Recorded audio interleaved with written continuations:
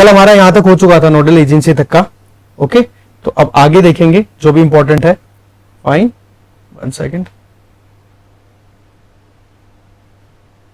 Yes, nodal agency budget को अगर prepare करने की हम बात करें, जैसे कि हमने प्रीवियसली देख लिया था, बजट प्रिपेयर करने का काम फाइनेंस मिनिस्ट्री, और फाइनेंस मिनिस्ट्री में भी डिपार्टमेंट ऑफ इकोनॉमिक अफेयर के अंडर में एक बजट डिवीजन है, उसका ये काम रहता है। और ये चीज हमने कल अच्छे से समझ ली थी, ठीक है। और हर साल का जो बजट होता है उसको अगर हम देखें तो 1 अप्रैल टू 31 मार्च, तो ऐसे में calendar year point of view से देखें तो अभी जो फाइनेंस ईयर चल रहा है वो है 2022 से लेके 2023, तो 2023 का तो 31 मार्च होगा, और अभी 2022 का 1 अप्रैल से ये बजट शुरू हो जाएगा। तो ये हमने कुछ जानकारी जो हमारे लिए इंपॉर्टेंट थी वो ले ली थी। खैर, अब इंपॉर्टेंट चीज आ जाती है कि 2017 का जो बजट था ना, उसमें कुछ इंपॉर्टेंट चेंजेस लाए गए थे। वो चेंजेस क्या थे उनके बारे में हम थोड़ी सी नॉलेज लेते हैं। देखो, सबसे पहली चीज तो ये कि पहले बजट मार्च मंथ में आया करता था, ठीक है ना, क्योंकि नॉर्मली आपको पता, हमने फाइनेंस ईयर की बात की तो फाइनेंस ईयर कब से कब तक का बताया, 1 अप्रैल से। तो ऐसे में बजट इंट्रोड्यूस ही अप्रैल मंथ से स्टार्ट होता था, तो मार्च में हुआ करता था। तो ऐसे में बजट इंट्रोडक्शन की जो डेट है उसको प्रीपोन्ड कर दिया, और अब डेट क्या है, 1 फरवरी। हर साल की 1 फरवरी को बजट आ जाता है लोकसभा में, ठीक है, मतलब पार्लियामेंट में ओवरऑल अगर हम देखें। इसके आगे अगर देखो तो ये एक इंपॉर्टेंट एडवांसमेंट था, मतलब एक इंपॉर्टेंट चेंज जो इंट्रोड्यूस किया गया गवर्नमेंट के द्वारा, जिसमें 2017 में क्या प्रोविजन किया गया, बजट को एडवांस कर दिया गया। इसके आगे अगर हम दूसरी चीजों पर नजर डालें तो पहले रेलवे बजट और यहां पर जनरल बजट जो कि अभी भी आता है अलग से, उसके अलावा रेलवे के लिए एक अलग से बजट आया करता था, उन दोनों को भी मर्ज कर दिया। आजकल क्या है, रेलवे और जनरल बजट दोनों को एक साथ लाया जाता है, ठीक है। ऐसा नहीं कि रेलवे बजट पहले डिक्लेयर होगा फिर उसके बाद में जनरल बजट आएगा, ऐसा नहीं होता। आजकल जो बजट है वो दोनों साथ में ही आ जाता है। ऐसा देखो, कॉलोनियल पीरियड के टाइम पे हुआ था, उसके पीछे वजह क्या थी, क्योंकि कॉलोनियल पीरियड के टाइम पे रेलवेज का बहुत इंपॉर्टेंट रोल हुआ करता था, अगर हम इकोनॉमी पॉइंट ऑफ व्यू से देखें तो। अब रेलवेज का इंपॉर्टेंट रोल था तो अलग से ही बजट इंट्रोड्यूस हो गए थे 1921 में, ठीक है, एक कमिटी, एक्वर्थ कमिटी, उसकी रिकमेंडेशन बेसिस पे, और फिर बाद में 2017 में इसको फिर मर्ज कर दिया गया, जनरल बजट और रेलवे बजट को कंबाइन करके ओवरऑल एक सिंगल बजट हमारे यहां पर आ जाता है, सिंगल बजट। ओके, इसके आगे अगर हम देखें तो अभी तक 2017 का जो साल था ना, तब तक हमारे यहां पे 5 ईयर प्लान्स चलते थे, 5 ईयर प्लान्स, जिनमें क्या होता है कि फर्स्ट ईयर में प्लान तैयार कर लिया जाता है और आने वाले 5 सालों में, ओवरऑल 5 सालों के लिए वो प्लान के अंदर जो भी काम टारगेट किए जाते हैं उन टारगेट्स को एग्जीक्यूट किया जाना होता था। तो ऐसे में हमारे यहां पर शुरुआत में प्लानिंग बेस्ड ही कॉन्सेप्ट यूज किया गया, और ये प्लानिंग का जो आइडिया था वो हमने पिक किया था यूएसएसआर से, जहां पर एक तरीके से सोशलिज्म का कॉन्सेप्ट था। सोशलिज्म में प्लानिंग पे काम हुआ करता था, और उसी प्लानिंग को हमने भी अडॉप्ट किया, और उस प्लानिंग को 5 सालों के लिए प्लान किया गया, तो इसलिए 5 ईयर प्लान भी बोल दिया गया। और ये प्लान को फॉर्मुलेट करने के लिए एक एग्जीक्यूटिव बॉडी हुआ करती थी जिसका नाम था प्लानिंग कमीशन, वो भी स्टैब्लिश हो गया था 1950 में। और इसका काम क्या था, ये 5 ईयर प्लान्स को तैयार करना और उन प्लान्स के लिए बजटरी एलोकेशन और उनके लिए सजेशन रिकमेंड करना गवर्नमेंट को। और वो प्लानिंग कमीशन को चेयर किया करते थे प्राइम मिनिस्टर ऑफ इंडिया। पर जैसा कि आपको पता है आजकल तो 5 ईयर प्लान है ही नहीं, गवर्नमेंट ने अपना नया ही कॉन्सेप्ट इंट्रोड्यूस कर दिया जिसमें 3 साल, 5 साल और 7 साल के हिसाब से काम होता है, ठीक है। तो पॉइंट 137 सॉरी, हाँ ये नहीं ऊपर वाला, 137 कॉन्सेप्ट, मतलब 1 साल का आप छोटा सा एजेंडा क्रिएट करोगे, 3 का विजन रहेगा, और साथ में फिर ओवरऑल आपके जो बड़े टारगेट्स हैं वो अचीव करोगे। तो अभी क्या है, प्लानिंग कमीशन को स्क्रैप कर दिया गया था, प्लानिंग कमीशन को स्क्रैप किया गया, और उसके बाद में प्लानिंग कमीशन की जगह आजकल क्या काम करता है, नीति आयोग, और नीति आयोग को स्टैब्लिश कर दिया गया था 1 जनवरी 2015 को, और वो नीति आयोग ही अभी सारे काम करता है। पहले प्लानिंग कमीशन क्या था, प्लान बनाता था, और प्लान जो होते हैं वो यूजुअली रिजिड होते हैं। रिजिड का मतलब जल्दी से आप चेंज नहीं करते, जबकि नीति आयोग जो स्टैब्लिश हुआ है इसमें कॉन्सेप्ट है स्ट्रेटेजी का। स्ट्रेटेजी का मतलब होता है कि फ्लेक्सिबिलिटी रहती है, आप कभी भी उसमें चेंजेस ला सकते हो। ठीक है, तो ऐसे में प्लानिंग कमीशन को स्क्रैप किया गया और नीति आयोग स्टैब्लिश कर दिया। नीति आयोग को भी चेयर कौन करता है? जो प्लानिंग कमीशन को चेयर किया करते थे वो थे हमारे प्राइम मिनिस्टर। ठीक है, नीति आयोग के इनके बारे में हम देखेंगे अलग से, जो कि जब हम इंडियन पॉलिटी के बारे में पढ़ेंगे, वो इतना यहां पर हमारा कंसर्न नहीं है। पॉइंट इतना सही है कि पहले प्लानिंग कमीशन हुआ करता था, तो जो प्लान बनाए जाते थे ना, प्लान का मतलब कि जो चीजें बजट में अनाउंस कर दी गई उसके हिसाब से जो खर्चा होता था, एक तो वो, एक दूसरा होता था non plan budget. Non plan budget का मतलब ये हो गया कि जहां पर हमारे पास में कोई प्लान नहीं है, ऑल ऑफ सडन रिक्वायरमेंट आ गई कि जी आपको खर्चा करना पड़ेगा, तो वो हो जाता था नॉन प्लान एक्सपेंडिचर। तो ऐसे में 2017 में ये भी एक चेंज किया गया था, प्लान्ड और नॉन प्लान्ड एक्सपेंडिचर को दोनों को मर्ज कर दिया गया था। और मर्जर के बाद में अभी तक आपको पता है प्लान्ड और नॉन प्लान्ड के बारे में कोई बातचीत नहीं होती है। ओवरऑल गवर्नमेंट जो है वो डिफरेंट स्कीम्स के लिए अपना आउटले डिक्लेयर करेगी। आउटले का मतलब होता है कि बजटरी अलोकेशन, और फिर उसके हिसाब से देखा जाएगा कि कितना खर्चा हुआ, कितना बच गया। ठीक है, तो ये तीन इंपॉर्टेंट चेंजेस थे जो कि 2017 में इंट्रोड्यूस हुए थे बजट के साथ में, तो ये आप जरूर ध्यान रखोगे। ओके, आगे चलते हैं। नेक्स्ट देखो इंपॉर्टेंट चीज आती है बजटिंग में ही, वो कि गवर्नमेंट जब बजट तैयार करती है तो बजट में कौन कौन से इंपॉर्टेंट कंपोनेंट्स हुआ करते हैं। तो सबसे पहले इन कंपोनेंट्स को समझें तो एक स्ट्रक्चर आपके सामने है, एक ट्री बन रहा है जिसमें गवर्नमेंट का बजट जब भी आता है तो उसमें दो बजट्स में आप उसको डिवाइड कर सकते हो। एक तो कैपिटल बजट होता है, एक रेवेन्यू। देखो रेवेन्यू और कैपिटल इन दोनों वर्ड्स में आपको डिफरेंस समझ में आना चाहिए। रेवेन्यू का मतलब आ गया कि जिससे सरकार को केवल और केवल पैसा मिलेगा, इसमें ना तो कोई एसेट क्रिएट होगा, ना सरकार पे कोई कर्जा चढ़ेगा, मतलब ये सरकार की कमाई है, ये कहा जा सकता है। ठीक है, सरकार की जो इनकम है ना गवर्नमेंट एक्सचेकर की, that is known as revenue. Second portion अगर देखो that is capital budget. Capital budget में क्या होता है कि आप एसेट्स एंड लाइबिलिटी इनके बारे में आप बात करोगे। देखो एसेट क्या होता है? ऐसी इन्वेस्टमेंट या ऐसा कहीं पर आपने कोई इकोनॉमिक एक्टिविटी की है जिससे आपको कुछ रिटर्न मिलता है, मतलब आप पैसा इन्वेस्ट करते हो कहीं पे, तो ऐसे में आपका उस पर राइट हो गया और उस अधिकार के आधार पर ही आपको कुछ ना कुछ रिटर्न मिलता रहता है। तो ऐसे में एसेट क्रिएट होना। दूसरा, अगर आपने किसी से लोन ले लिया तो आप क्या करोगे? उस लोन के बदले में कुछ ना कुछ इंटरेस्ट पे करोगे, तो वो दूसरे के लिए तो एसेट हो गया, पर आपके लिए क्या हो गया? एक जिम्मेदारी, तो आपके लिए एक लाइबिलिटी। तो जब एसेट और लाइबिलिटी में लेन देन जब आप कर देते हो तो वो मेंशन हो जाता है कैपिटल बजट में। ठीक है, इसके आगे अगर हम देखें तो रेवेन्यू रिसिप्ट्स में अगर आप देखोगे तो हमारे लिए ये जो बजट है, बजट को हमने कैपिटल और रेवेन्यू में डिवाइड कर दिया। अब रेवेन्यू बजट है उसको दो पार्ट्स में डिवाइड करेंगे, एक तो रेवेन्यू रिसिप्ट और एक हो गया रेवेन्यू एक्सपेंडिचर। एक तरफ तो इनकम हो गई, दूसरी तरफ खर्चा हो गया। इसी तरीके से कैपिटल की बात कर लो, कैपिटल में भी कुछ रिसिप्ट होगी और कुछ खर्चा होगा। भाई सीधी सी बात है, कोई चीज आ रही है, इनकम हो रही है, तो खर्चा डेफिनेटली होगा। तो दोनों पार्ट्स में इस तरीके से डिवीजन कर सकते हो। ऐसे ही रेवेन्यू कलेक्ट करने के दो तरीके हैं। पहला तरीका टैक्स रेवेन्यू और दूसरा नॉन टैक्स रेवेन्यू। जैसे आपने इनकम टैक्स के बारे में सुना होगा, इनडायरेक्ट टैक्सेस की बात करो तो जीएसटी का नाम आपने सुना होगा। तो इनसे जो रेवेन्यू कलेक्ट होती है that is known as tax revenue. और दूसरे पार्ट पे non tax revenue, for example कि गवर्नमेंट ऑफ इंडिया के अंडर में कोई पब्लिक सेक्टर अंडरटेकिंग है, मान लो आप बीएसएनएल की बात कर लो या फिर इंडियन ऑयल की बात कर लो। ये दोनों एंटिटीज जो है इनमें गवर्नमेंट के अच्छे खासे स्टेक्स आप बोल सकते हो 50% से ज्यादा शेयर्स गवर्नमेंट के हैं, तो ऑनरशिप भी गवर्नमेंट की हो गई। तो इस केस में यहां से जो भी डिविडेंड बनेगा, डिविडेंड का मतलब जो भी फायदा यहां पे इकट्ठा होगा उस फायदे का एक हिस्सा गवर्नमेंट को मिलेगा, तो वो क्या हो गया? गवर्नमेंट की इनकम ही तो हुई ना। तो इसको क्या बोल देंगे? Non tax revenue. अब टैक्स रेवेन्यू में भी दो तरीके से, एक तो हो गया डायरेक्ट टैक्स और एक हो गया इनडायरेक्ट टैक्स। तो ये स्ट्रक्चर जो है वो बहुत इंपॉर्टेंट थी जो हमने यहां पे समझ ली।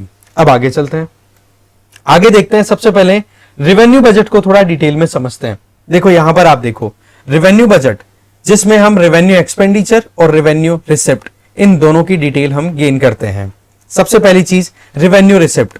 भाई बात ऐसी है कि जब सरकार के ना तो कोई एसेट बने ना सरकार पे कोई लाइबिलिटी बने, इस तरीके की जो भी इनकम होती है, जो भी रिसिप्ट्स होती हैं, उनको आप रेवेन्यू रिसिप्ट बोल देते हो। एसेट का मतलब जिससे सरकार को फिर लॉन्ग टर्म में कुछ बेनिफिट्स होते हैं। लाइबिलिटी का मतलब जिसके बेसिस पे सरकार को कुछ ना कुछ पे करना पड़ता है, कुछ ड्यूटीज है सरकार की, वो पे करनी होती है। चाहे जैसे हमने लोन लिया है तो उसके अगेंस्ट में इंटरेस्ट रेट बेसिस में हमें ब्याज देना पड़ता है, ठीक है। तो वो क्या हो जाएगा, ऐसे में ना तो लाइबिलिटी का रोल है ना यहां पर एसेट का रोल है। ऐसे में केवल और केवल सरकार की इनकम हो रही है, that is known as revenue receipt. इसमें क्या क्या चीजें आ जाएंगी, जैसे मनी जो है वो सरकार के द्वारा अर्न की जा रही है। फॉर एग्जाम्पल एक्साइज ड्यूटी है, इनकम टैक्स ड्यूटी है, जीएसटी है, तो ये तो हो गए टैक्सेशन। इसके अलावा नॉन टैक्स भी अगर आप देखो, जैसे मान लो कि कोई भी सरकारी कंपनी है तो उसमें सरकार का हिस्सा जो बन रहा है उसको डिविडेंड इनकम बोल दिया जाएगा, या कहीं पे सरकार ने इन्वेस्ट कर रखा है तो इन्वेस्टमेंट के बेसिस पे सरकार का जो प्रॉफिट क्रिएट हो रहा है that will also come under this revenue receipt. या फिर सरकार ने किसी को लोन दे रखा है, जैसे मान लो स्टेट गवर्नमेंट्स को लोन दिया हुआ है गवर्नमेंट ने, तो वो स्टेट गवर्नमेंट्स क्या करेंगी, सरकार को इंटरेस्ट पे करेंगी कि नहीं, तो वो भी सरकार के लिए क्या हो गई, इनकम ही हो गई। पर उसमें ना तो कोई एसेट बन रहा है और ना ही कोई लाइबिलिटी बन रही है, तो इस केस में ये क्या हो जाएगा, ओवरऑल रेवेन्यू रिसिप्ट, ठीक है। तो ये आप ध्यान रखोगे। चलिए आगे चलते हैं। फिर आ जाता है रेवेन्यू रिसिप्ट के बाद में रेवेन्यू एक्सपेंडिचर। रेवेन्यू एक्सपेंडिचर में वही बात, ना तो सरकार पे एसेट का असर है ना कोई लाइबिलिटी का असर है, बस गवर्नमेंट को खर्चा करना होता है।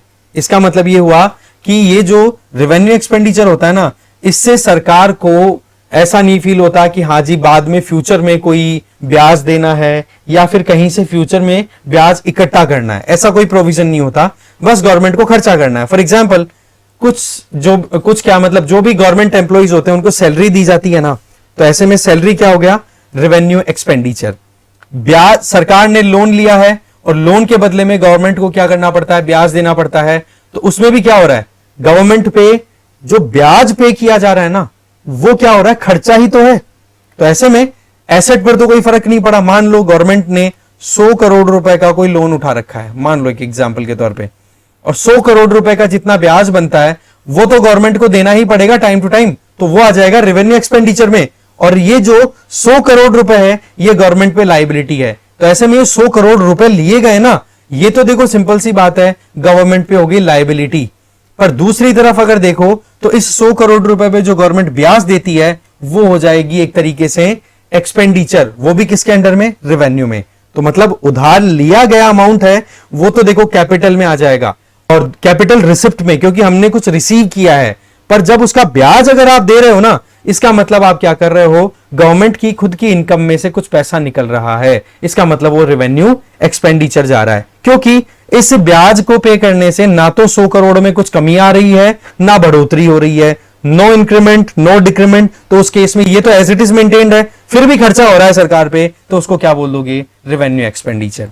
इसके अलावा जो गवर्नमेंट एम्प्लॉइज उनको पेंशन देना, कल परसों हमने एक आर्टिकल डिस्कस किया था, याद हो आपको, तो वन रैंक वन पेंशन का जो पूरा था ओआरओपी का सेगमेंट, जिसमें सुप्रीम कोर्ट में एक पिटीशन लगाई थी कि जी ये ओआरओपी 2015 में इंप्लीमेंट की थी गवर्नमेंट ऑफ इंडिया ने, पर इसके जो प्रोविजंस हैं उनको प्रॉपर इंप्लीमेंट नहीं कर रही है गवर्नमेंट। तो इस तरीके की लिटिगेशंस लग रहे थे, पर सुप्रीम कोर्ट ने कह दिया कि गवर्नमेंट जो कुछ भी कर रही है एकदम परफेक्ट कर रही है, इसमें कहीं पर हमें कोई भी गड़बड़ नहीं लगती है। ठीक है जी, तो ये चीज भी, तो पेंशन दी जा रही है तो सरकार के ऊपर इसका खर्चे का लोड है। इसके अलावा एडमिनिस्ट्रेटिव एक्सपेंसेस, जैसे मान लो कि कहीं पे आना जाना, मंत्रियों का आना जाना, कहीं पे कोई विजिट हो रही है गवर्नमेंट के लीडर्स की, तो उस पॉइंट ऑफ व्यू से भी खर्चा करना पड़ता है। तो ओवरऑल ये आ गया आपका रेवेन्यू रिसिप्ट, एंड यहां पर आप देख सकते हो रेवेन्यू रिसिप्ट और ये हो गया रेवेन्यू एक्सपेंडिचर। तो ये हो गया। अब चलते हैं कैपिटल बजट पे। देखो कैपिटल बजट में भी दोनों चीजों के बारे में हम देखेंगे। एक तो हमारा जो टारगेट रहेगा वो रहेगा कैपिटल रिसिप्ट, कि भाई गवर्नमेंट के पास में कैपिटल के नाम पे क्या आ रहा है। और कैपिटल वर्ड का मतलब ये हो जाता है कि कोई ना कोई आप फिजिकल थिंग की बात करोगे, जिसमें या फिर आप कह सकते हो कि जो चीज कोई ना कोई परमानेंसी है, परमानेंट सी फील हो, उन चीजों को आप कैपिटल बोलते हो। ठीक है, तो ऐसे में आप देख सकते हो कैपिटल रिसिप्ट का मतलब ये हो गया कि भाई सरकार के पास में जो एसेट्स हैं या तो उनमें कमी आएगी या फिर सरकार पे कोई जिम्मेदारी बढ़ेगी। अगर इन दोनों चीजों में से एक भी चीज हो रही है ना, इसका मतलब वो कैपिटल रिसिप्ट की कंसिडरेशन में जाएगा। जैसे अगर हमारी गवर्नमेंट कहीं से भी मान लो 5 करोड़ रुपए या फिर 500 करोड़ रुपए या 500 करोड़ रुपए तक का लोन उठाती है, ठीक है, तो ऐसे में गवर्नमेंट के पास में पैसा आया कि नहीं, तो रिसिप्ट हुई है। अब बात यह है कि ये लोन के तौर पे आई है। अब लोन अगर हमारे पास में आ रहा है तो सीधी सी बात है कि सरकार के पास में पैसा आ चुका है और वो लॉन्ग टर्म तक रुकेगा, और गवर्नमेंट जो है वो प्रिस्क्राइब्ड पहले से डिसाइडेड जो इंटरेस्ट रेट है उस पे फिर ब्याज भी पे करेगी। तो ऐसे में ये 500 करोड़ रुपए जो गवर्नमेंट के पास आए हैं ना, इनसे सरकार पे बढ़ गई है लायबिलिटी। अब ये सरकार की जिम्मेदारी है कि टाइम जितना फिक्स हुआ है उस टाइम के अंदर अंदर ये 500 करोड़ रुपए जो है वो रिटर्न किए जाएं उस क्रेडिटर को।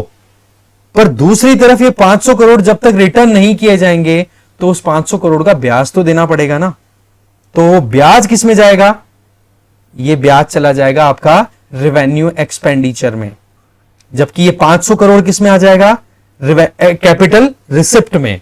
और इसमें क्या हो रहा है? ये 500 करोड़ अगर हम ले रहे हैं तो ये हमें कुछ रिसीव हो रहा है और साथ में उसके अगेंस्ट में जिम्मेदारी हमारे ऊपर लायबिलिटी बन रही है। इसलिए लायबिलिटी क्रिएशन या फिर एसेट रिडक्शन दोनों चीजें किस में आती हैं? कैपिटल रिसिप्ट में। तो लायबिलिटी का बनना ये तो देखो क्लियर हो गया। अब आ जाओ कैपिटल रिसिप्ट में कैसे एसेट डिक्रीज होते हैं। देखो सिंपल सी बात है कि गवर्नमेंट के शेयर्स हैं, मान लो एनटीपीसी में, गवर्नमेंट एनटीपीसी के कुछ शेयर्स सेल आउट करना चाहती है और पैसा निकालना चाहती है, और जिसको हम बोल देते हैं डिसइन्वेस्टमेंट या डाइवेस्टमेंट भी बोल देते हैं उसको। अब डिसइन्वेस्टमेंट गवर्नमेंट अगर कर रही है तो गवर्नमेंट क्या कर रही है? वहां पर अपने शेयर होल्डिंग को रिड्यूस कर रही है। इसका मतलब सरकार का जो एसेट है, एसेट का मतलब जहां से सरकार की आमदनी बन रही थी वहां पर सरकार की हिस्सेदारी कम हो रही है। अब गवर्नमेंट की हिस्सेदारी अगर कम हो रही है दैट मींस एसेट का रिडक्शन हो रहा है, और उसके बदले में फिर गवर्नमेंट को क्या मिलेगा? कुछ पैसा। तो गवर्नमेंट को यहां पर कुछ पैसा मिल रहा है कि नहीं? तो ऐसे में एसेट का रिडक्शन हो गया और फिर पैसा मिला है, इसलिए हम इसको किस में डाल देंगे? कैपिटल रिसिप्ट में। तो ये चीज आपको अच्छे से समझनी है। रेवेन्यू रिसिप्ट में कोई एसेट कोई लायबिलिटी पे कोई असर नहीं पड़ता है, चाहे आपने कितना ही ब्याज दिया हो कुछ फर्क नहीं पड़ रहा। क्यों? क्योंकि जो प्रिंसिपल अमाउंट है वो एज इट इज मेंटेन्ड है। जबकि दूसरी तरफ अगर देखो तो यहां पर हम देखें कि लोन अगर लिया है तो लायबिलिटी बन गई, तो इसलिए वो कैपिटल रिसिप्ट में है। और अगर हमने डिसइन्वेस्टमेंट किया, गवर्नमेंट ने अगर डिसइन्वेस्टमेंट किया तो वहां पर आपके एसेट्स रिड्यूस हो गए। अब फ्यूचर में आपका मालिकाना हक जो है वो थोड़ा सा कम हो गया। इसका मतलब ये किस में आ जाएंगे? Capital receipt. इसी चीज को एग्जांपल के तौर पे यहां पे बताया हुआ है कि मान लो डिसइन्वेस्टमेंट अगर सरकार करती है किसी भी पब्लिक सेक्टर कंपनी से, तो उससे क्या होगा? गवर्नमेंट को कुछ ना कुछ अर्निंग होगी, मतलब पैसा हाथ में आ जाएगा। और वो जो पैसा, एक सेकंड कहां गया? ये रहा। गवर्नमेंट को पैसा वहां पे अर्न होगा, पर वहां पर हो क्या रहा है? एसेट की सेलिंग, मतलब सरकार की जो खुद का एक मालिकाना हक होता है वो हो गया कम। ठीक है। दूसरी चीज यहां पर आप देख सकते हो कि गवर्नमेंट को मनी रिसीव हो रही है कहीं से उधार लेने पे। इसमें क्या हो रहा है? लायबिलिटी क्रिएट हो रही है। तो अगर एसेट रिड्यूस हो या फिर लायबिलिटी राइज हो, इन दोनों में से कोई भी केस अगर आपको दिखे तो उसको आप सीधा सा बोल दोगे कि भाई ये तो कैपिटल रिसिप्ट है। ठीक है, तो ये चीज आप जरूर ध्यान रखोगे। नेक्स्ट चलते हैं। फिर बात आ जाती है कैपिटल एक्सपेंडिचर की। तो कैपिटल एक्सपेंडिचर में अगर आप देखो तो इसमें क्या होगा? जस्ट उल्टा। कैपिटल एक्सपेंडिचर का मतलब एसेट तो क्रिएट होंगे और लायबिलिटी रिड्यूस होगी। जैसे सरकार के पास में पैसा है और गवर्नमेंट जो है वो रोड बनाना चाह रही है, रेलवे लाइन बिछाना चाह रही है, इलेक्ट्रिसिटी प्रोडक्शन राइज करना चाह रही है। ये सारे कामों में गवर्नमेंट को पैसा खर्च करना पड़ेगा, पर ये पैसा खर्च किया हुआ एक तरीके से गवर्नमेंट का इन्वेस्टमेंट होगा। और ये जब इन्वेस्टमेंट हो रहा है इसका मतलब क्या हो गया? कुछ ना कुछ नया एसेट क्रिएट हो रहा है। और जब एसेट क्रिएट होता है तो उसमें आपको पैसा जो खर्च करना है वो कैपिटल एक्सपेंडिचर के अंडर चला जाएगा। क्यों? क्योंकि लॉन्ग टर्म में यहां से एक बार इन्वेस्टमेंट करने के बाद में गवर्नमेंट को रेवेन्यू कलेक्ट होगा, चाहे वो टैक्स के तौर पे आए, चाहे फी के तौर पे आए या कोई और तरीके से गवर्नमेंट जो है ड्यूटी लगा करके कलेक्शन करे पैसे का। तो ऐसे में एसेट क्रिएट हो रहे हैं तो वो हो जाएगा कैपिटल एक्सपेंडिचर। सिमिलरली अगर गवर्नमेंट ने लोन ले रखा है और लोन को गवर्नमेंट ने रिटर्न कर दिया, वही एग्जांपल रिटर्न 500 करोड़ रुपए गवर्नमेंट ने लोन लिए थे, पर अब गवर्नमेंट ने वो 500 करोड़ रुपए लौटा दिए, तो अब क्या हो गया, सरकार पर से वजन की कमी हुई कि नहीं, बर्डन कम हुआ कि नहीं। इसका मतलब क्या हुआ कि कैपिटल एक्सपेंडिचर में लाइबिलिटी रिड्यूस भी होती है। तो ऐसे में अगर एसेट क्रिएट हो या लाइबिलिटी रिड्यूस हो, उसके लिए जो गवर्नमेंट पैसा खर्च करेगी that will come under capital expenditure. तो ये केसेस आपको थोड़ा सा समझने होंगे, एक दो बार आप देखोगे इस पर्टिकुलर पीपीटी को तो आपको बहुत हेल्प मिल जाएगी, आराम से याद हो जाएगा, कोई लोड वाली चीज नहीं है। अब देखो बात ऐसी है कि कैपिटल एक्सपेंडिचर में आप किन किन चीजों को मेंशन करोगे। तो एग्जांपल दे रखा है, जैसे कि मान लो गवर्नमेंट ने किसी लॉन्ग टर्म इन्वेस्टमेंट पे फोकस किया, जैसे रोड, हॉस्पिटल। अब यहां पर आप देखो कि कोई नेशनल हाईवे अगर गवर्नमेंट को बनाना है तो नेशनल हाईवे एक बार बनेगा, बेशक उसमें मेंटेनेंस के चार्जेस रहेंगे, पर बनने में तो एक बार बन गई ना, तो गवर्नमेंट को एक बार बहुत बड़ा अमाउंट इन्वेस्ट करना पड़ेगा। पर फिर बाद में क्या करेगी गवर्नमेंट, वहां पर टोल लगाएगी और टोल लगा करके वहां से एक तो ये कलेक्शन हो गया। दूसरी चीज, जो व्हीकल चलेंगे वो व्हीकल्स की फ्यूल एफिशिएंसी आएगी, तो वैसे लॉन्ग टर्म में फायदा हो जाएगा। तीसरा, व्हीकल्स अगर फ्यूल कंज्यूम करेंगे तो उस पर भी हम सरचार्जेस, टैक्सेस, ड्यूटीज ये लगा करके रखते हैं, तो वो भी कलेक्ट होगी गवर्नमेंट को। तो ओवरऑल क्या हो गया कि एक बार इन्वेस्ट किया और धीरे धीरे थोड़ा थोड़ा रेवेन्यू कलेक्ट होता रहा। तो इस तरीके के इन्वेस्टमेंट को आप क्या बोलते हो, कैपिटल एक्सपेंडिचर। सिमिलरली गवर्नमेंट ने कोई लोन ले रखा है, मान लो आईएमएफ से भी ले रखा हो, चाहे वर्ल्ड बैंक से ले रखा हो, चाहे आरबीआई के थ्रू किसी भी तरीके से, जैसे आप सुनते हो ना कि बॉन्ड रिलीज किए हैं मार्केट में गवर्नमेंट ने, गवर्नमेंट सिक्योरिटीज रिलीज हो रखी हैं, तो वो भी एक तरीके से क्या है, अपने आप में एक लोन लेना ही है। तो वो भी तो एक लाइबिलिटी क्रिएट हो गई ना, मतलब लाइबिलिटी थी, अब आपने वो लोन रिटर्न कर दिया, लोगों से जो उधार लिया था वो आपने उनको रिटर्न कर दिया। ऐसे में गवर्नमेंट के ऊपर जो लाइबिलिटी थी वो कम हुई कि नहीं। तो ऐसी खर्चे भी किस में आ जाएंगे, कैपिटल एक्सपेंडिचर में। तो ये था कैपिटल बजट की भी माइन्यूट डिटेल्स। अब चलते हैं आगे। तो यहां से आप देख लो शॉर्ट में कैपिटल बजट और रेवेन्यू बजट की जो मेन इंफॉर्मेशन है वो यहां पर मिल जाएगी। देखो रेवेन्यू रिसिप्ट में क्या क्या चीजें आ रही हैं, गवर्नमेंट से जो टैक्स कलेक्शन होता है गवर्नमेंट के पास में वो आ जाता है। अगर किसी भी कंपनी से कोई प्रॉफिट या कहीं पे हिस्सेदारी बन रही है, कमाई हुई जो इनकम है उसमें से, जिसको हम डिविडेंड बोलते हैं, वो भी रेवेन्यू रिसिप्ट में आ गया। इनकम टैक्स पे या कोई, या एक तो इनकम टैक्स हो गया, या इनकम टैक्स तो खैर टैक्सेस में आ गया, या फिर आप कह दो कि गवर्नमेंट ने किसी को लोन दे रखा है, गवर्नमेंट ने, अब अभी तक तो हमने क्या देखा कि गवर्नमेंट ऑफ इंडिया ने लोन ले रखा है, मैं कहता हूं अब गवर्नमेंट ने स्टेट गवर्नमेंट्स को लोन दे रखा है। अब स्टेट गवर्नमेंट को लोन दे रखा है तो स्टेट गवर्नमेंट उनको ब्याज पे करेगी कि नहीं, और वो इंटरेस्ट जो है वो किस में कंसीडर हो जाएगा, सीधी सी बात है, ना तो कोई एसेट बन रहा है, ना बिगड़ रहा है, और ना ही कोई लाइबिलिटी बन रही है, बिगड़ रही है, तो ऐसे में वो किसके अंडर आ जाएगा, रिसिप्ट, ये रेवेन्यू रिसिप्ट के अंडर आ जाएगा। सिमिलरली नॉन टैक्स रेवेन्यू, जैसे आप लाइसेंस फी कुछ भी देते हो तो वो सारा किस में आ जाता है, रेवेन्यू रिसिप्ट में। इसके अलावा रेवेन्यू एक्सपेंडिचर में अगर हम नजर डालें तो आप यहां पर देख सकते हो कि गवर्नमेंट की जो सर्विसेज चलती हैं, जैसे सरकार को कोई सर्विस देनी है, जैसे पीडीएस, पब्लिक डिस्ट्रीब्यूशन सिस्टम, अब इसके तहत सरकार को पैसा खर्च करना पड़ता है या कोई सब्सिडी देनी पड़ रही है सरकार को, तो ये पैसे से कोई क्रिएशन नहीं हो रहा है, ना तो सरकार पे लोड कम हो रहा है और ना ही सरकार कुछ नया इन्वेस्टमेंट कर रही है। तो इस केस में आप इसको क्या बोल दोगे, revenue expenditure. Similarly interest payment, वही बात आ गई फिर से कि लोन लिया हुआ है उसका ब्याज गवर्नमेंट अगर दे रही है तो वो भी क्या हो जाएगा, रेवेन्यू एक्सपेंडिचर। स्टेट्स को या किसी भी एक फंड को ग्रांट अगर दिए जाते हैं, ग्रांट का मतलब होता है एक तरीके से आप सपोर्ट गिफ्ट दे दो। फॉर एग्जाम्पल अगर गवर्नमेंट बांग्लादेश में अगर कोई तूफान आता है और बांग्लादेश की सरकार को गवर्नमेंट अगर कुछ ग्रांट देती है कि हाँ जी हमारी तरफ से इतना $1 मिलियन सपोर्ट दिया जा रहा है, तो वो पैसा रिटर्न थोड़े ना आएगा, क्योंकि आपने तो वो क्या कर दिया, गिफ्ट कर दिया या इमरजेंसी में से हेल्प दे दी, तो वो क्या हो गया, ग्रांट। तो ऐसे में ना तो कोई एसेट क्रिएट हो रहा है, ना लाइबिलिटी खत्म हो रही है, ऐसा कुछ नहीं हो रहा। तो ऐसे में ये किस में आ जाएगा, रेवेन्यू एक्सपेंडिचर में। सब्सिडी भी इसी में आ जाएगी, इसके अलावा जो गवर्नमेंट की इकोनॉमिक्स से रिलेटेड सर्विसेज हैं वो भी इसी के अंडर आ जाती है।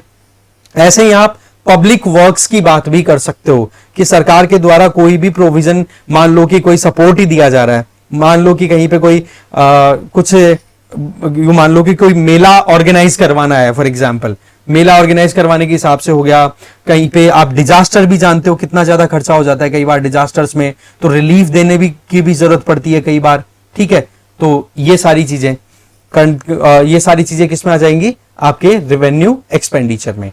तो यहां पर रेवेन्यू वाले में एक चीज तो क्लियर हो गई, ना तो एसेट बनेगा बिगड़ेगा, ना लायबिलिटी घटेगी बढ़ेगी, इनसे कोई लेन देन नहीं है यहां पर। तो एक तो ये क्लियर होना चाहिए। अब आ जाओ इधर कैपिटल बजट में। कैपिटल बजट पे अगर आप नजर डालो तो सबसे पहले रिसिप्ट में पहली चीज तो नेट डोमेस्टिक लोन। मान लो गवर्नमेंट ने बॉन्ड रिलीज किए मार्केट में, और बॉन्ड या जिनको हम गवर्नमेंट सिक्योरिटी बोलते हैं, और उन सिक्योरिटीज के बदले में गवर्नमेंट ने मार्केट से लोन उठाया।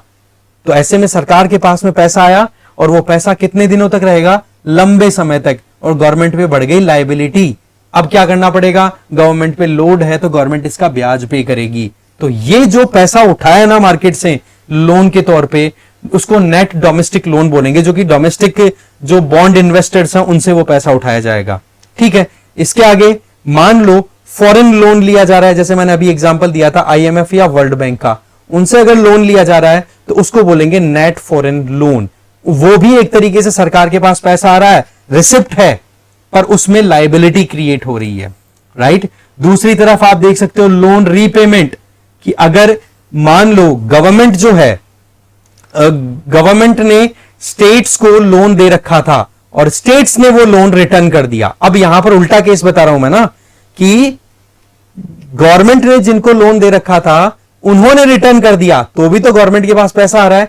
अब गवर्नमेंट के पास ये स्टेट्स ने लिया हुआ लोन रिटर्न कर रही है, मतलब गवर्नमेंट ऑफ इंडिया का पैसा पहले स्टेट्स के पास था, अब स्टेट्स जो हैं वो पैसा लौटा रहे हैं। इसका मतलब गवर्नमेंट के एसेट्स क्या हुए, रिड्यूस हुए कि नहीं, कि कैसे जैसे करके, चलो ठीक है स्टेट्स को लोन दिया हुआ है, ब्याज तो आ ही रहा था ना, इनकम बना हुआ था, पर वही चीज है कि पूरा पैसा स्टेट्स ने रिटर्न कर दिया गवर्नमेंट ऑफ इंडिया को। तो ऐसे में गवर्नमेंट के हाथ में पैसा आएगा, पर वो इसमें क्या हो रहा है, वो पैसा इस तरीके से आ रहा है जिससे कि एसेट रिड्यूस हो रहा हो।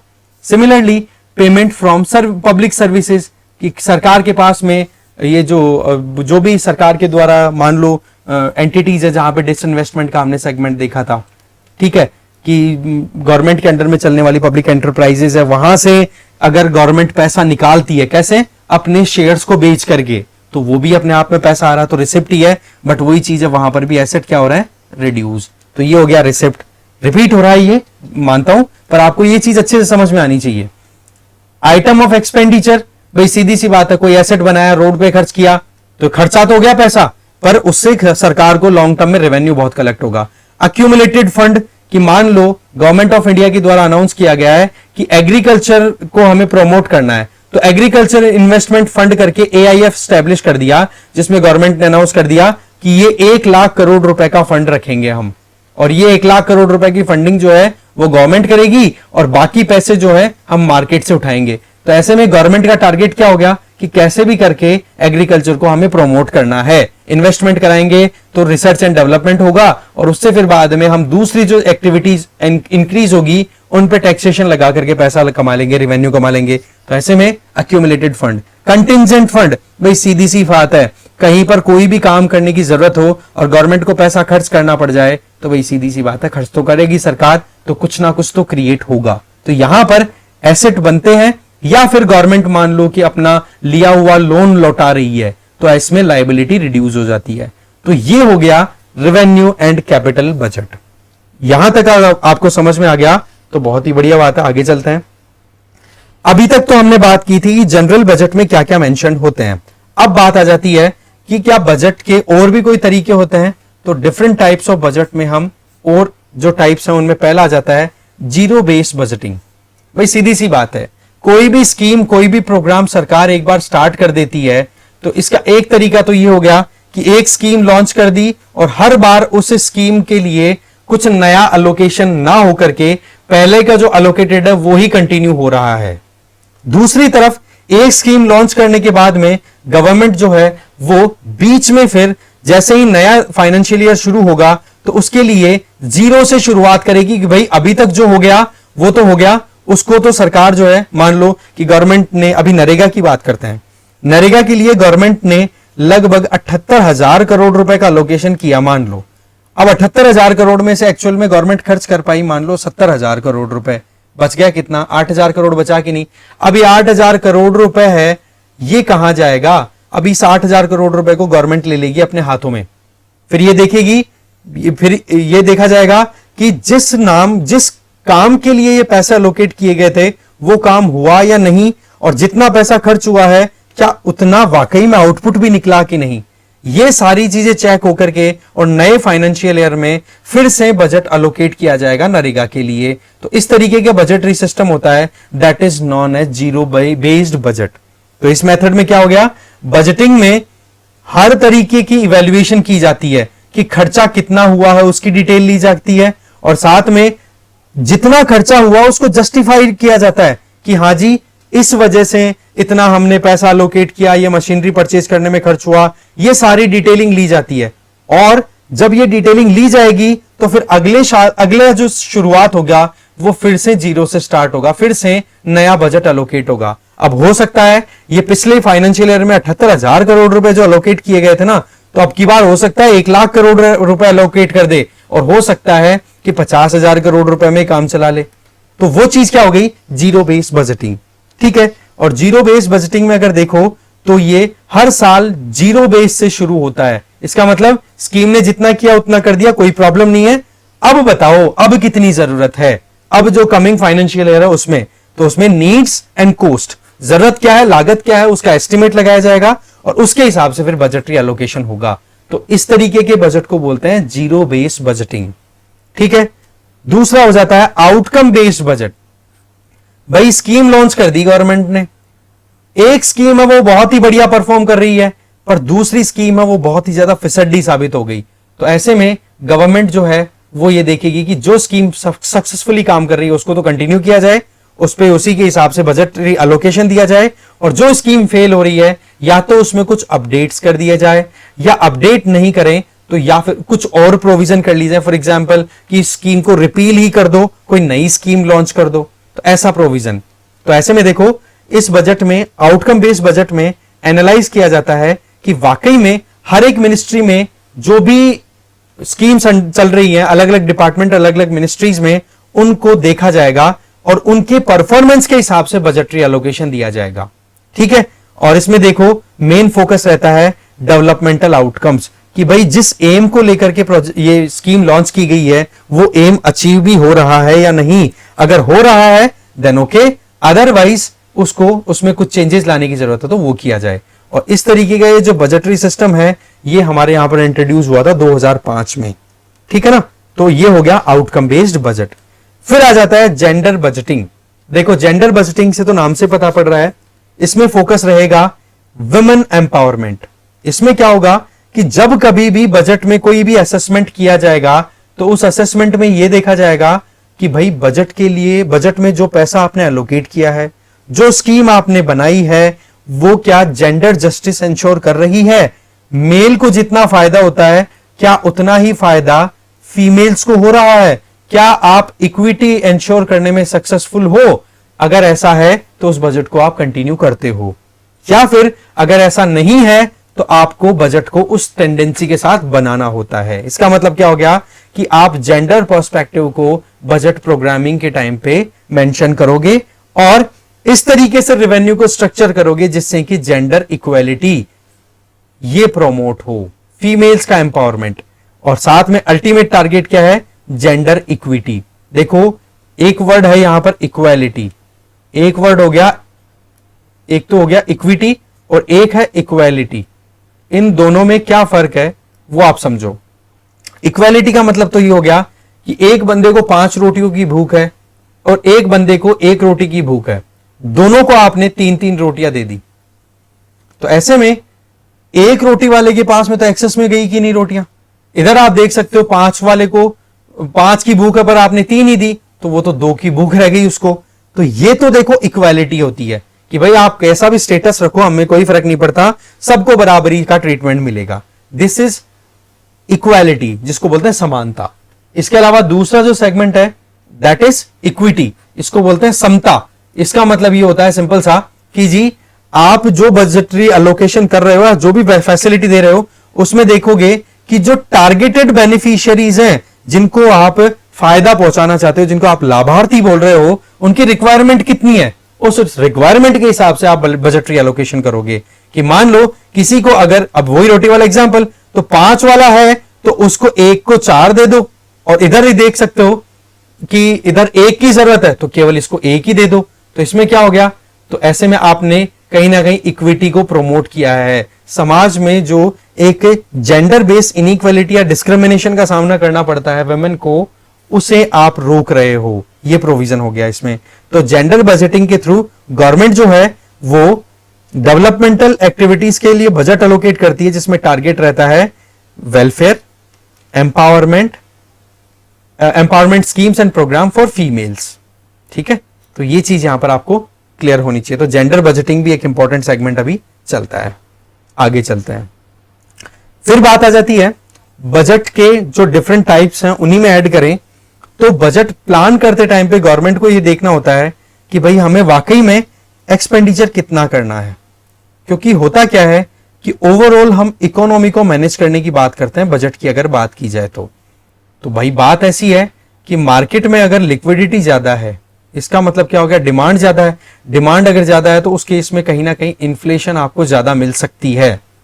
दूसरा केस, अगर लिक्विडिटी थोड़ी डाउन है तो हो सकता है कि मार्केट में पैसा है ही नहीं, डिमांड है नहीं, तो उस केस में आपको डिफ्लेशन दिख सकती है, मंदी दिख सकती है मार्केट में। तो उसी के हिसाब से गवर्नमेंट जो है, ये तो एक छोटी सी चीज बताई है, बाकी बजटरी एलोकेशन जब भी होता है ना, तो उसमें बजट जब भी प्रिपेयर होता है तो उसमें देखा जाता है कि इन्वेस्टमेंट को हम अट्रैक्ट करें। जैसे आपको मैंने कल का जो हमारा डिस्कशन था उसमें ऑब्जेक्टिव्स के बारे में हमने देखा था कि बजट क्यों तैयार किया जाता है, जिसमें रीजनल इक्वालिटी प्रमोट करना भी एक अपने आप में प्राइम टारगेट होता है। ठीक है ना, तो ऐसे में अगर हम यहां पर देखें तो पहला बजट है that is balanced budget. Balanced budget में भाई सीधी सी बात है कि गवर्नमेंट जितना टारगेट करती है कि जो रेवेन्यू कितना आने वाला है और उसी के हिसाब से एक्सपेक्टेड एक्सपेंडिचर को फाइनलाइज कर दे। इसका मतलब यह आ गया कि सरकार की जो इनकम है और सरकार की जो खर्चे हैं, एक्सपेंसेस हैं, वो अगर सेम हो गए तो ओवरऑल उसको बोल दोगे बजट, बैलेंस्ड बजट। ठीक है, कि भाई जितना पैसा आना था वो भी पता पड़ गया और जितना खर्चा करना था वो भी पता पड़ गया। तो ऐसे में इस तरीके के बजट को आप बोल दोगे बैलेंस्ड बजट, जिसमें receipt and expenditure both are equal. ठीक है, दूसरा होता है सरप्लस बजट। सरप्लस बजट में क्या होता है कि जब गवर्नमेंट को एक्सपेंडिचर के कंपैरिजन में जो रिसिप्ट्स हैं वो ज्यादा मिल जाती हैं। ठीक है, तो ऐसे में सरकार को बेनिफिट हो गया। तो इस तरीके का बजट अगर प्रोग्राम किया जा रहा है तो वो बोला जाएगा सरप्लस बजट। या फिर इसको ऐसे भी कह सकते हो कि गवर्नमेंट जो है वो खुद के द्वारा जो खर्चे करने हैं, एस्टिमेटेड जो एक्सपेंडिचर हैं, उनके कंपैरिजन में जो टैक्स रेट है या टैक्स जो कलेक्शन है वो ज्यादा कर रही है, तो वो भी क्या हो गया, सरप्लस बजट। अब सरप्लस बजट को बनाने का तरीका क्या होता है, उसका एक ही तरीका है, सिंपल सा। टैक्स रेट कब राइज की जाती है, जब लोगों के पास में पैसा अच्छा खासा हो। तो आप केस यहां पे अप्लाई कर दो इन्फ्लेशन का, जो कल हमने पूरा कॉन्सेप्ट देखा था कि अगर इन्फ्लेशन ज्यादा है इसका मतलब मार्केट में लिक्विडिटी ज्यादा है, और लिक्विडिटी ज्यादा है तो उसको सरकार अगर फिस्कल पॉलिसी का यूज करते हुए एब्जॉर्ब करना चाहे, लिक्विडिटी को रिड्यूस करना चाहे, तो गवर्नमेंट टैक्स रेट राइज कर देगी। और टैक्स रेट अगर राइज होगी तो सीधी सी बात है, एक चीज जो हमें अभी 5 रुपए की मिल रही है वही चीज अब 6 रुपए की मिलने लग जाएगी, और वो 1 रुपए एडिशनल है वो गवर्नमेंट के पास जाएगा टैक्स के तौर पे। तो ऐसे में क्या होगा, मार्केट में ऑटोमेटिकली लिक्विडिटी को एब्जॉर्ब करने का ये एक तरीका है कि पैसे कैसे कम किए जाए, जिससे कि डिमांड को थोड़ा कंट्रोल किया जाए। इस तरीके से सरप्लस बजट है वो इन्फ्लेशन जब होती है ना उस टाइम पर बनाया जाता है, महंगाई हो और लोगों के पास में ज्यादा परेशानी ना हो। ठीक है, अभी जो सिचुएशन चल रही है ना कोरोना के बाद में, ये सिचुएशन तो बिल्कुल डिफरेंट है, जहां पर इन्फ्लेशन भी है पर लोगों के पास में इकोनॉमिक एक्टिविटीज भी नहीं हो रही है। ये चीज हम बार बार डिस्कस करते हैं जब भी इंडियन एक्सप्रेस पे इस तरीके के इशू आते हैं कि भाई आरबीआई की जो मॉनेटरी पॉलिसी कमेटी है उसके पास में टाइट रोप वॉक है, टाइट रोप वॉक, जिसमें एक तरफ तो one second, yes, one target जो है वो एक तरफ तो है इकोनॉमी को बूस्ट करना, और दूसरी तरफ मॉनेटरी पॉलिसी कमेटी को जो टारगेट दिया हुआ है 4 ± 2% इंटरेस्ट रेट इन्फ्लेशन। अब आपको पता होना चाहिए, कल का हमारा परसों का जो डिस्कशन था जिसमें ये था कि इन्फ्लेशन जो है वो 6% से भी ज्यादा चल रही है, 6.1% कंज्यूमर प्राइस इंडेक्स के बेसिस पे, और इकोनॉमी है वो भी इतनी ज्यादा एक्सपेक्टेशन जितनी थी उतनी ज्यादा ग्रोथ रेट रजिस्टर नहीं कर पा रही है। तो ऐसे में इकोनॉमी को बूस्ट कराने के लिए मार्केट में लिक्विडिटी मेंटेन करना आरबीआई की मजबूरी है, और दूसरी तरफ यहां पर देखें तो आप देख सकते हो कि मार्केट में लिक्विडिटी मेंटेन करने के साथ साथ में मार्केट में लिक्विडिटी बढ़ाए रखने के लिए आरबीआई पैसा छोड़ भी रहा है, तो उसकी वजह से ये महंगाई है वो बढ़ रही है, तो दोनों तरफ से परेशानियां हो रही हैं आरबीआई के लिए। खैर, सरप्लस बजट जो मेन था वो हमारा मेन पॉइंट था वो ये कि भाई सरकार जो है वो टैक्स रेट बढ़ा देगी, खर्चा जितना है उससे ज्यादा सरकार की रिसिप्ट हो जाएंगी, तो सरप्लस बजट हो जाएगा। इसके अलावा दूसरा होता है डेफिसिट बजट, जिसमें गवर्नमेंट की चाहे इनकम 50 पैसे हो पर खर्चा ज्यादा करना पड़ता है। जैसे कि आप देखो कोविड के टाइम की बात करें, सरकार के पास में जो रिसिप्ट्स थी वो तो थी कम, पर लोगों को एक सपोर्ट देने के लिए या फिर इकोनॉमी को कंटिन्यू रखने के लिए गवर्नमेंट को पैसा खुद से चला के खर्च ज्यादा करना पड़ा। इसका मतलब expenditure was more than revenue collection, तो इसको क्या बोल दिया, डेफिसिट बजट। और ये जो वर्ड है ना सरप्लस और डेफिसिट, ये अगर गवर्नमेंट के पॉइंट ऑफ व्यू से देखें तो यहां पर तो हम बोलेंगे फिस्कल सरप्लस और यहां पर हम बोल देंगे फिस्कल डेफिसिट, और फिस्कल पॉलिसी का काम करती है गवर्नमेंट। ठीक है, तो ये तीन तरीके के बजट्स और होते हैं। इसके आगे कल हम देख लेंगे। आज का जो कंटेंट था वो यहीं पे खत्म होता है, और मैं अब बता देता हूं, अभी हमारा ये पोर्शन तो कंप्लीट हो गया, अब आपको 10 से 15 मिनट वेट करना पड़ेगा। मैं आपको नोटिफिकेशन डाल दूंगा, ठीक है, क्योंकि थोड़ा मुझे भी ब्रेक चाहिए। फिर उसके बाद में हम ज्योग्राफी का जो बचा हुआ पोर्शन है डेजर्ट वाला वो भी कवर कर लेंगे। और आज थोड़ा सा हो सकता है कि अप्स एंड डाउन्स की वजह से थोड़ा इश्यू आ गया, बाकी आपको आगे कोई प्रॉब्लम नहीं आएगी। जो टाइम शेड्यूल हमारा फिक्स है वो हमारा एक्यूरेट रहेगा। और अभी क्या है, थोड़ा सा हेक्टिक शेड्यूल है, तो इस वजह से अपने को 1 अप्रैल तक तो आपको आप मेरे साथ कोऑपरेट करना पड़ेगा। कैसे कि शाम की जो हमारी टाइमिंग्स है वो हो सकता है 10-15 मिनट फ्लक्चुएट कर जाएं, ठीक है। और 1 अप्रैल से accurate time without any doubt. पर जो कमिटमेंट है वो ये कि हमारे 2 सब्जेक्ट्स रेगुलर रहेंगे, उसमें कोई किंतु नहीं है, वो कंटिन्यू रहेंगे। बस ये जो 10 दिन है, अब तो 10 दिन बच गए 31 मार्च तक, तब आपको हो सकता है कि टाइमिंग में फ्लक्चुएशन मिल जाए, बाकी आपके वीडियोस तो दोनों मिलेंगे ही, ठीक है। एक चीज, दूसरी चीज ये कि आप अपने रजिस्ट्रेशन को फुल फ्लेजेड कंप्लीट करो। जिन लोगों ने भी 200 रुपए रजिस्ट्रेशन के दे रखे हैं, अब वो 800 रुपए भी पे कर दो और स्क्रीनशॉट भेज दो मुझे, जिससे कि मैं अपडेट कर लूं आपका रिकॉर्ड। नहीं, मेरे को आपको लिस्ट से मतलब, अगर 200 रुपए में केवल आप रजिस्ट्रेशन ही कंटिन्यू करते हो कि हाँ जी हमें कंटिन्यू करना नहीं करना, 200 रुपए देकर के हमारा कंप्लीट हो गया, हमें इंटरेस्ट नहीं है क्लास में, तो 200 रुपए के हिसाब से आपको 6 दिन की classes free of cost available हो जाएगी, कोई इश्यू नहीं है।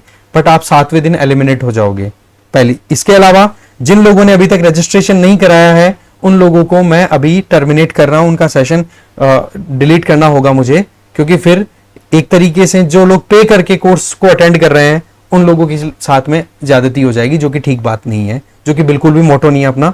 तो आपको ये चीज समझ में आ गई होगी कि अगर 200 दे रखे हैं तो बचा हुआ 800 रुपए दे करके और अपना कंप्लीट 1 मंथ का सब्सक्रिप्शन कर दो इसको। और अगर आपने कुछ भी नहीं दिया है तो आप 1000 रुपीज पे करके कर दो। और अगर आपने छोड़ना ही है और कुछ भी आपका पेमेंट नहीं है तो वो आपको अभी टर्मिनेट कर दिया जाएगा। आप मुझे अपडेट कर दो व्हाट्सएप या टेलीग्राम पे, जो नंबर दिए हुए हैं आपको उन पे। और 1 अप्रैल से जो हमारा शेड्यूल है वो फिक्स हो ही जाएगा, वो डाउट है ही नहीं। बाकी 2 क्लासेस डेली की रहेंगी, उसमें कोई डाउट नहीं है, ठीक है जी। तो यहीं पे हमारा ये सेशन कंप्लीट होता है और मैं आपको नोटिफाई कर दूंगा, तब हम ज्योग्राफी की क्लास ले लेंगे। कम से कम 15 मिनट का गैप चाहिए होगा मुझे, ठीक है। चलिए जी, यहीं पे एंड होती है हमारी क्लास इकोनॉमी की।